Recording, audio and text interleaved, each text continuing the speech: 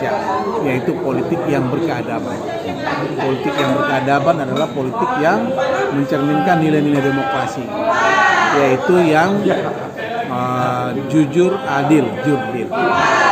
Nah, ulama-ulama yang terkemuka seperti mulai dari seperti tokoh yang disebut tadi, ada Nasir, bahkan jauh sebelumnya ada Ki Ahmad Dahlan mendirikan pendidikan Muhammadiyah, juga dari Sumatera Barat ada Buya Hamka. Semua itu telah memberikan sumbangan pemikiran yang sangat signifikan dalam memajukan pendidikan di Indonesia. Politik di sini adalah politik untuk menata kehidupan yang berkeadaban, bukan politik yang diartikan di sini dalam arti sempit, ya. Karena dalam arti sempit, politik itu bisa diartikan hanya politik praktis, hanya untuk meraih kekuasaan sesaat. Tapi ini tidak. Ini dalam arti kekuasaan untuk mensejahterakan, untuk menata kehidupan kebangsaan yang lebih aman dan damai. Politisasi itu artinya, seperti saya katakan di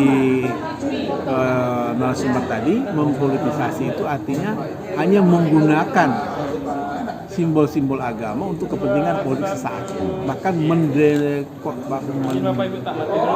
melakukan destruktif nilai-nilai agama itu sendiri. Nah, di sini nilai-nilai agama sesungguhnya harus memperkuat kehidupan politik yang adil, yang jujur, yang egaliter. Itu kan nilai-nilai agama. Yang saya sebutkan ada 10 nilai-nilai wasati yang harus dijadikan prinsip nilai dalam memajukan politik kebangsaan. Politik identitas itu begini. Politik identitas itu sesungguhnya adalah politik yang menampakkan identitas sebuah kelompok, ya, atau kelompok itu dalam arti bisa karena kelompok agama tertentu atau bisa karena ras, suku dan lain-lain.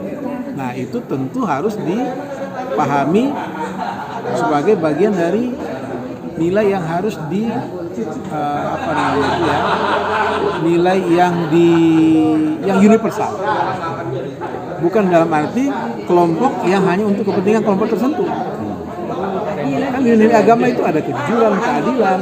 Itu yang justru harus dikembangkan menjadi bagian dari nilai-nilai politik untuk memajukan politik kebangsaan.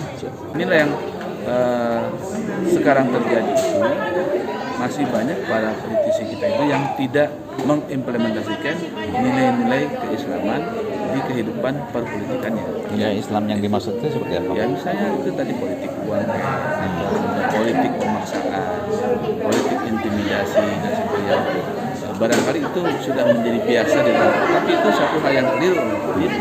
Ya, bawa nilai-nilai agama Islam ke bidang politik, masa kita kan akan selamat di dunia dan akhirat.